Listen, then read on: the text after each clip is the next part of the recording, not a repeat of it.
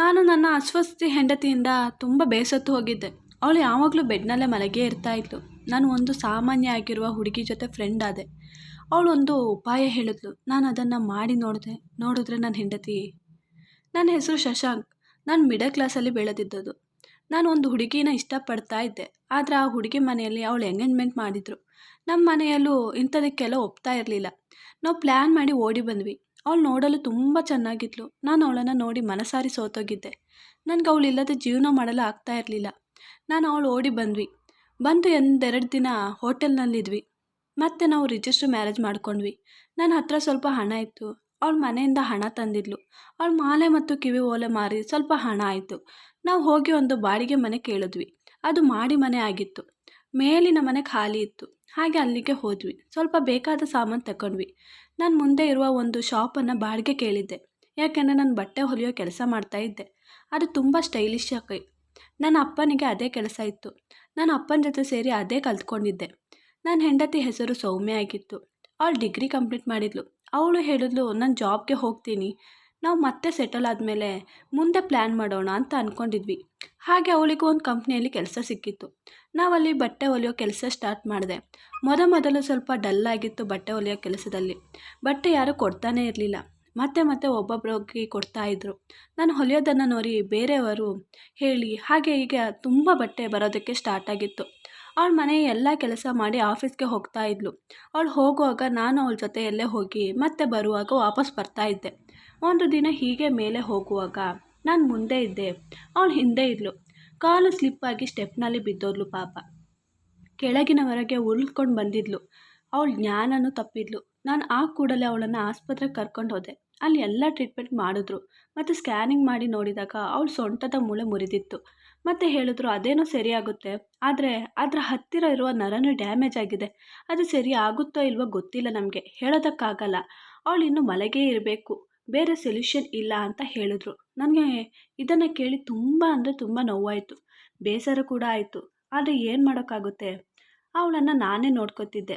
ನನ್ನ ಅಪ್ಪ ಅಮ್ಮ ಮತ್ತು ಅವಳಪ್ಪ ಅಮ್ಮ ಯಾವತ್ತೂ ನಮ್ಮನ್ನು ಹುಡುಕೋ ಪ್ರಯತ್ನ ಮಾಡಲಿಲ್ಲ, ಅಥವಾ ಏನೇ ಆಗಲಿ ಮಾಡಲಿಲ್ಲ. ಅವರು ನಮ್ಮನ್ನು ಅವರಿಂದ ದೂರ ಮಾಡಿಬಿಟ್ಟಿದ್ರು. ಇದಾಗಿ ಈ 1 ವರ್ಷ ಆಗೋಗಾಯಿತು. ನಾನೇ ಸೌಮ್ಯನ ನೋಡ್ಕೋತಿದ್ದೆ. ಸೌಮ್ಯಗೆ ಬೇಕಾದದನ್ನೆಲ್ಲ ಮಾಡಿ ಮಡಗ್ತಾ ಇದ್ದೆ. ಮನೆ ಕೆಲಸ ಕೂಡ ಮಾಡಿ ಮಡಗ್ತಾ ಇದ್ದೆ. ನನಗೂ ಸೌಮ್ಯಗೆ ಅನಿಸ್ತಾ ಇತ್ತು, ನಮಗೆ ನಮ್ಮ ಅಪ್ಪ ಅಮ್ಮನ ಶಾಪನೇ ತಾಗಿರಬೇಕು ಅಂತ. ಅವರು ಇಷ್ಟ ಇಲ್ಲದ ನಾವು ಓಡಿ ಬಂದು ಮದುವೆ ಆಗಿದ್ವಲ್ಲ ಹಾಗೆ ಅಂತ ಹೇಳಿ ಅಳ್ತಾ ಇದ್ಲು ಪಾಪ ಅವಳು ಸೌಮ್ಯ. ನನಗೆ ಇದರ ಬಗ್ಗೆ ದುಃಖನೂ ಇತ್ತು. ಅವಳು ಬೀಳಬೇಕಾದ್ರೆ ಹೊಟ್ಟೆಯಲ್ಲಿ ನನ್ನ ಮಗು ಕೂಡ ಇತ್ತು. ಇದರಿಂದ ನನ್ನ ಮಗು ಕೂಡ ಹೊಟ್ಟೆಯಲ್ಲೇ ಸತ್ತೋಯ್ತು. ನಾನು ಅವಳನ್ನು ಪ್ರೀತಿ ಮಾಡಿ ಮದುವೆಯಾಗಿದ್ದು. ಅವಳು ನನ್ನ ನಂಬಿ ಬಂದಿದ್ದು. ಅದಕ್ಕೆ ನಾನು ಅವಳನ್ನು ನೋಡ್ಕೋತಿದ್ದೆ, ಚೆನ್ನಾಗಿ ನೋಡ್ಕೋತಿದ್ದೆ. ನಾನು ಅವಳ ಕೆಲಸ ಎಲ್ಲ ಮಾಡಿಸಿ ಮತ್ತೆ ಮಲಗಿಸ್ತಾ ಇದ್ದೆ.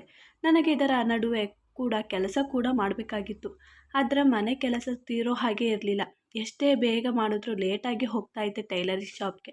ನಾನು ಎಲ್ಲ ಮಾಡಿ ಸೌಮ್ಯನ ಹತ್ತಿರ ಒಂದು ಫೋನ್ ಮಡಗಿ ಹೋಗ್ತಾ ಇದ್ದೆ. ಏನಾದರೂ ಅವಶ್ಯಕತೆ ಇದ್ದರೆ ನನಗೆ ಫೋನ್ ಮಾಡು ಅಂತ ಹೇಳಿ ಹೋಗ್ತಾ ಇದ್ದೆ. ನಾನು ಅಂಗಡಿಗೆ ಹೋಗಿದ್ದರು. ಮಧ್ಯಾಹ್ನ ಹೊತ್ತು ನಾನು ಮನೆಗೆ ಹೋಗಿ ಸೌಮ್ಯ ಹತ್ತಿರ ಇದ್ದು ಅವಳ ಅವಶ್ಯಕತೆ ಇರುವ ಕೆಲಸ ಮಾಡಿ ಅವಳ ಜೊತೆನೇ ಊಟ ಮಾಡಿ ಬರ್ತಾಯಿದ್ದೆ. ನನಗೆ ಸೌಮ್ಯ ಆಗಾಗ ಕೆಲಸ ಹೇಳಿದಾಗ ಕೋಪ ಕೂಡ ಬರ್ತಾಯಿತ್ತು. ಒಂದೊಂದು ಸಲ ಅವಳ ಮೇಲೆ ರೇಗಾಡ್ತಾ ಇದ್ದೆ. ಅವಳು ಅರ್ಥ ಮಾಡಿಕೊಂಡು ಸಪ್ಪಗೆ ಆಗ್ತಾಯಿದ್ಲು. ನನಗೂ ಅವಳನ್ನು ನೋಡಿ ತುಂಬ ಬೇಜಾರಾಗ್ತಾ ಇತ್ತು. ನಾನು ಅಲ್ಲಿ ತುಂಬ ದೊಡ್ಡ ಟೈಲರಿಂಗ್ ಆಗಿದ್ದೆ. ನನ್ನ ಕೆಲಸ ಹೀಗೆ ಆಗ್ತಾ ಇತ್ತು. ನಾನು ಕೆಲಸ ಮಾಡಿ ಸೌಮ್ಯನ ಆಸ್ಪತ್ರೆಗೆ ತೋರಿಸ್ತಾ ಇದ್ದೆ. ಹಾಗೆ ಒಬ್ಬರೊಬ್ಬರು ನನ್ನ ಹತ್ರ ಬಟ್ಟೆ ಕೊಡಲು ಬರ್ತಾಯಿದ್ರು. ನಾನು ಹೆಚ್ಚಾಗಿ ಹೆಣ್ಮಕ್ಳ ಬಟ್ಟೆ ಹೊಲಿತಾ ಇದ್ದೆ. ಹಾಗೆ ನನ್ನ ಅಂಗಡಿಗೆ ಹೆಚ್ಚಾಗಿ ಹೆಣ್ಮಕ್ಳು ಬರ್ತಾ ಇದ್ದದ್ದು. ನಾನು ಅವ್ರ ಜೊತೆ ತುಂಬ ನಗಾಡ್ತಾ ಮಾತಾಡ್ತಾ ಇದ್ದೆ. ಯಾಕೆಂದರೆ ಹೀಗೆ ನಗಾಡ್ತಾ ಮಾತಾಡಿದ್ರೇ ಕಸ್ಟಮರ್ ತುಂಬ ನನ್ನ ಅಂಗಡಿಗೆ ಬರೋದು, ಹೆಚ್ಚಾಗಿ ಬರೋಕ್ಕೆ ಸ್ಟಾರ್ಟ್ ಮಾಡ್ತಾಯಿದ್ರು ಅಂತ. ಹಾಗೆ ಒಂದಿನ ಒಂದು ಹುಡುಗಿ ಬಂದಿದ್ಲು. ನಾನು ಮೊದಲು ಯಾವತ್ತೂ ಅವಳನ್ನು ನೋಡೇ ಇರಲಿಲ್ಲ ಈ ಏರಿಯಾದಲ್ಲಿ. ಬಹುಶಃ ಅವಳು ಹೊಸಬ್ಳಾಗಿದ್ಲು ಇಲ್ಲಿಗೆ. ಅವಳು ತುಂಬ ಚಿಕ್ಕ ವಯಸ್ಸಿನವಳಾಗಿ ಕಾಣ್ತಾ ಇದ್ಲು. ನೋಡಲು ತುಂಬ ಚೆನ್ನಾಗೂ ಕೂಡ ಇದ್ಲು. ಅವಳು ನನ್ನ ಅಂಗಡಿಗೆ ಬಂದ ತಕ್ಷಣ, ಹಾಯ್, ನನ್ನ ಹೆಸರು ದಿವ್ಯಾ, ನಿಮ್ಮ ಹೆಸರೇನು ಅಂತ ಕೇಳಿದ್ಲು. ನನ್ನ ಹೆಸರು ಶಶಾಂಕ್, ಮತ್ತು ತುಂಬ ಚೆನ್ನಾಗಿ ಹೊಲಿಯೋ ಟೈಲರ್ ಅಂತಲೂ ಕರೀತಾರೆ ಇಲ್ಲಿಯ ಜನ. ಹಾಂ, ನಾನು ನಿಮ್ಮ ಬಗ್ಗೆ ಕೇಳಿದ್ದೆ. ಅವ್ರ ಮಾತು ಕೇಳಿ ನಾನು ಇಲ್ಲಿಗೆ ಬಂದಿದ್ದು. ನಾನು ಕೇಳಿದ್ದೆ, ನೀವು ತುಂಬ ಚೆನ್ನಾಗಿ ಸ್ಟಿಚಿಂಗ್ ಮಾಡ್ತೀರಾ ಅಂತೆ, ಹಾಗೆ ಇಲ್ಲಿಗೆ ಬಂದೆ. ಮತ್ತು ನನ್ನ ತುಂಬ ಡ್ರೆಸ್ ಮತ್ತು ಬ್ಲೌಸ್ಗಳಿದೆ ಹೊಲಿಯೋದಕ್ಕೆ. ನನ್ನ ಕಸಿನ್ ಮದುವೆ ಕೂಡ ಇದೆ. ನನಗೆ ಒಂದೊಂದು ದಿನಕ್ಕೆ ಒಂದೊಂದು ಹಾಕೋದು. ಆದರೆ ಇವತ್ತು ಅರ್ಜೆಂಟಾಗಿ ಒಂದು ಡ್ರೆಸ್ ಬೇಕಾಗಿತ್ತು ಸಂಜೆ ಹೊತ್ತಿಗೆ. ರಾತ್ರಿಗೆ ಹಾಕ್ಕೊಂಡು ಹೋಗೋಕ್ಕೆ ಇರೋದು ಅಂತ ಹೇಳಿದ್ರು. ನಾನು ಒಂದು ಸಲ ಯೋಚನೆ ಮಾಡಿದೆ. ಆದರೆ ನನಗೆ ಮನೆಗೆ ಹೋಗೋ ಟೈಮ್ ಕೂಡ ಆಗಿತ್ತು. ನಾನು ಹೇಳಿದೆ ಇವತ್ತು ಆಗಲ್ಲ ಅಂತ. ಆಗ ಇಲ್ಲ ಇವತ್ತು ಹೇಗಾದರೂ ಮಾಡಿ ಹೊಲ್ದು ಕೊಡಿ. ನಾನು ಯೋಚನೆ ಮಾಡಿದೆ ಸ್ವಲ್ಪ ಹೊತ್ತು. ದುಡ್ಡು ಸಿಕ್ಕಿದ್ರೆ ಸೌಮ್ಯ ಆಸ್ಪತ್ರೆ ಖರ್ಚಿಗೆ ಆಗುತ್ತೆ ಅಲ್ವಾ ಅಂತ ಅಂದ್ಕೊಂಡು ನಾನು ಹೊಲಿತೀನಿ, ಆದರೆ ಡಬಲ್ ರೇಟ್ ಆಗುತ್ತೆ ಅಂತ ಕೇಳಿದೆ. ಹಾಂ, ಆದರೂ ಪರವಾಗಿಲ್ಲ, ಅದ್ರ ಬಗ್ಗೆ ಟೆನ್ಷನ್ ಮಾಡ್ಕೋಬೇಡಿ, ನಾನು ಎಷ್ಟು ಬೇಕಾದರೂ ದುಡ್ಡು ಕೊಡ್ತೀನಿ, ಆದರೆ ಬಟ್ಟೆ ಬೇಕು ಅಷ್ಟೇ. ನಾನು ಆಯಿತು ಅಂತ ಒಪ್ಪಿಕೊಂಡೆ. ಮತ್ತು ಇವತ್ತು ಇದರ ಕೆಲಸ ಇತ್ತು ಅಂದ್ಕೊಂಡೆ. ಇವತ್ತು ಒಂದು ದಿನ ಹೋಗಲಿಲ್ಲ ಅಂದರೆ ಏನಾಗುತ್ತೆ? ಇವತ್ತು ಇಲ್ಲೇ ಇದ್ದು ಕೆಲಸ ಮಾಡಿದ್ರೆ ಸ್ವಲ್ಪ ದುಡ್ಡಾದರೂ ಆಗುತ್ತೆ. ಅಲ್ಲೇ ಎಲ್ಲ ಹತ್ತಿರ ಮಡಗಿ ಬಂದಿದ್ನಲ್ಲ ಸೌಮ್ಯನ ಹತ್ರ ಅಂತ ಅಂದ್ಕೊಂಡು ಅಂಗಡಿಯಲ್ಲೇ ಇದ್ದುಬಿಟ್ಟಿದ್ದೆ. ಅವಳಿಗೆ ಹೊಲೆದು ಕೊಟ್ಟು ಮತ್ತೆ ಮನೆಗೆ ಹೋದೆ. ಮನೆಗೆ ಹೋಗಿ ನೋಡಿದ್ರೆ ಸೌಮ್ಯ ಕೆಳಗೆ ಬಿದ್ದಿದ್ಲು. ಅನ್ನ ಎಲ್ಲ ಕೆಳಗೆ ಚೆಲ್ಲಿತ್ತು. ಅಯ್ಯೋ, ನನಗೆ ಹಾಗೆ ನೋಡಿ ತುಂಬ ದುಃಖ ಆಯಿತು. ನಾನು ಬೇಗ ಎತ್ತಿ ಮಲಗಿಸಿದೆ ಸೌಮ್ಯನನ್ನು. ಫೋನ್ ಯಾಕೆ ಮಾಡಿಲ್ಲ ಅಂದಾಗ ಅದು ನಾನು ಅವಳ ಹತ್ರ ಮಡಗಲು ಮರೆತು ಹೋಗಿದ್ದೆ ಅರ್ಜೆಂಟಲ್ಲಿ. ನಾನು ಅವಳ ಹತ್ರ ಸುಳ್ಳು ಹೇಳಿದೆ, ಅದು ಒಂದು ಸಾವಾಗಿತ್ತು, ಹಾಗೆ ನಾನು ಅಲ್ಲಿ ಹೋಗಿದ್ದೆ ಅಂತ. ಅವಳಿಗೆ ನಿಜ ಹೇಳಿದ್ರೆ ಅವಳು ತುಂಬ ಬೇಜಾರು ಮಾಡ್ಕೋತಿದ್ಲು. ಆ ಹುಡುಗಿ ಈಗ ದಿನೇ ದಿನ ಬರೋದಕ್ಕಾಗಿತ್ತು ನನ್ನ ಅಂಗಡಿಗೆ. ಮತ್ತು ಅವಳು ನೋಡಲು ತುಂಬ ಚೆನ್ನಾಗಿಯೇ ಇದ್ಲು, ಮತ್ತು ಡ್ರೆಸ್ಸಿಂಗ್ ಕೂಡ ಹಾಗೆ ಹಾಕೋತಿದ್ಲು. ಅವಳನ್ನು ಯಾವುದೇ ಹುಡುಗರು ನೋಡಿದ್ರೆ ನೋಡ್ತಾನೇ ಇದ್ದರು. ನನ್ನ ಮುಂದೆಯೇ ಅಂಗಡಿಯವನು ಬಂದು ನನ್ನ ಫ್ರೆಂಡ್ ಆಗಿದ್ದ. ಬಂದು ಕೇಳ್ದ, ಏನು ಈಗೀಗ ಈ ಹುಡುಗಿ ನಿನ್ನ ಅಂಗಡಿ ಹತ್ರ ಹೆಚ್ಚಾಗಿ ಕಾಣಿಸ್ಕೊತಿದ್ದಾಳೆ ಅಂತ. ಇವಳಿಂದ ಸ್ವಲ್ಪ ದೂರ ಇರು ಅಂತ ಹೇಳ್ದ. ನಾನು ಹೇಳಿದೆ, ಹಾಂ, ಇವಳು ಈ ಏರಿಯಾಕ್ಕೆ ಹೊಸ ಹುಡುಗಿ ಕಾಣಿಸುತ್ತೆ ಅಲ್ವಾ ಅಂತ. ಅವನು ಹೇಳ್ದ, ಹಾಂ, ಹೊಸ ಹುಡುಗಿ, ಆದರೆ ಒಬ್ಬ ಹುಡುಗನನ್ನು ಬಿಕಾರಿ ಮಾಡಿ ಬಂದಿದ್ದಾಳೆ. ನಾನು ಏನು ಅಂದೆ. ಆಗ ಅವನು ನನ್ನ ಅತ್ತೆಯ ಮನೆ ಮುಂದೆ ಇದ್ದ ಮನೆಯವನ ಜೊತೆ ಮದುವೆ ಆಗಿದ್ಲು ಇವಳು. ಅವನಿಗೆ ಡೈವರ್ಸ್ ಕೊಟ್ಟು ಗುಂಡಾ ಥರ ಮಾಡಿ ಬಂದಿದ್ದಾಳೆ. ನನಗೆ ಅವನ ಮಾತು ಕೇಳಿ ಒಂಥರ ಆಯಿತು. ಅವಳು ಇನ್ನೂ ನೋಡಲು ಚಿಕ್ಕವಳಾಗಿದ್ಲು, ಆದರೆ ಅವಳು ಮದುವೆ ಆಗಿ ಡಿವೋರ್ಸ್ ಕೂಡ ಆಗೋಯ್ತಾ? ಅವಳನ್ನು ನೋಡಿ ಯಾರು ಅಂದ್ಕೊಳ್ಳಲ್ಲ ಮದುವೆ ಆಗಿದೆ ಅಂತ. ಹಾಗಿದ್ಮೇಲೆ ನೀನು ಹೇಳ್ತಾ ಇದೀಯಾ ಡೈವರ್ಸ್ ಆಗಿದೆ ಅಂತ? ಹಾಂ, ಇವತ್ತಿನ ಕಾಲದಲ್ಲಿ ಏನು ನಂಬೋಕ್ಕಾಗುತ್ತೋ ನಂಬೋಕ್ಕಾಗಲ್ವೋ ಗೊತ್ತೇ ಆಗಲ್ಲ. ಅವಳು ಒಂದು ದೊಡ್ಡ ಶ್ರೀಮಂತ ಹುಡುಗನ ಜೊತೆ ಮದುವೆ ಆಗಿದ್ಲು, ಆದರೆ ಅವಳು ಈ ಆಟ ನೋಡಿ ಬೇಸತ್ತು ಡೈವರ್ಸ್ ಕೊಟ್ಟಿದ್ದಾನೆ ಅವನು ಅಂತ ಹೇಳಿ ಹೋದರು. ಅವಳು ಡ್ರೆಸ್ ಇಸ್ಕೊಳ್ಳಲು ಮಾರನೇ ದಿನ ಬಂದಳು. ನಾನು ಕೇಳಿದೆ, ನಿನ್ನ ಮದುವೆ ಆಗಿ ಡೈವರ್ಸ್ ಆಗಿದೆ ಅಂತೆ ಅಂತ. ಆಗ ಅವಳು ಚಿಂತೆ ಇಲ್ಲದೆ, ಹಾಂ ಆಗಿದೆ. ನಾನು ಯಾಕೆ ಅಂದೆ. ಆಗ ಅದು ನನ್ನ ಅಂಕಲ್ ಜೊತೆ ಮದುವೆ ಮಾಡಿಸಿದ್ರೆ ಡೈವರ್ಸ್ ಆಗುತ್ತೆ, ಮತ್ತೇನಾಗುತ್ತೆ ಅಂತ ಹೇಳಿ ನನ್ನ ಮನೆಯವರ ಒತ್ತಾಯದಿಂದ ಮದುವೆ ಆಗಿದ್ದು ನನಗೆ ಇಷ್ಟ ಇರಲಿಲ್ಲ ಅಂತ ದುಃಖದಿಂದ ಹೇಳಿದ್ಲು. ನನಗೂ ತುಂಬ ಬೇಜಾರಾಯಿತು. ಹಾಗೆ ನಮ್ಮ ನಂಬರ್ ಕೂಡ ಎಕ್ಸ್ಚೇಂಜ್ ಆಗಿತ್ತು. ಹಾಗೆ ಮೊಬೈಲ್ನಲ್ಲೂ ಮಾತುಕತೆ ಆಗ್ತಾಯಿತ್ತು. ಅವಳು ಬಟ್ಟೆ ಇಸ್ಕೊಳ್ಳೋಕ್ಕೆ ಬಂದಳು. ಆಗ ಹೇಳಿದ್ಲು, ನಾನು ನಿಮ್ಮನ್ನು ತುಂಬ ಇಷ್ಟಪಡ್ತಾ ಇದ್ದೀನಿ, ನಿಮ್ಮ ಜೊತೆ ಮದುವೆ ಮಾಡ್ಕೋಬೇಕು ಅಂದ್ಕೊಂಡಿದ್ದೀನಿ. ಆಗ ನಾನು ಹೇಳಿದೆ, ನನಗೆ ಮದುವೆ ಆಗಿದೆ, ಮತ್ತು ನಾನು ಎಲ್ಲ ವಿಷಯ ಹೇಳ್ಕೊಂಡೆ.